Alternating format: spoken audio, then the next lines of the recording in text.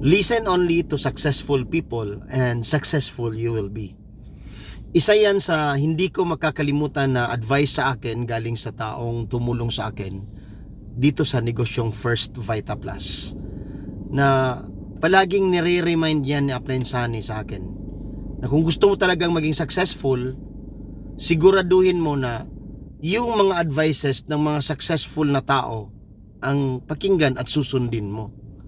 Dahil normally kasi maraming taong naghihirap, maraming taong nababaon sa mga problema at mga bayarin dahil marami kasi siyang pinapakinggan ng mga advices. At yung mga advices pa ng mga failure at walang magandang nangyayari sa buhay ang palaging pinapakinggan. Kaya kapatid, kung ikaw gusto mo rin maging successful sa buhay, siguraduhin mo na yung susundin at pakinggan mo yung mga advices din ng mga successful na mga tao.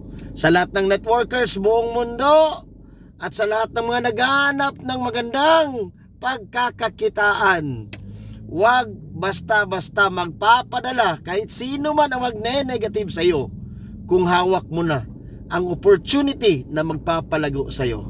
Listen to successful people.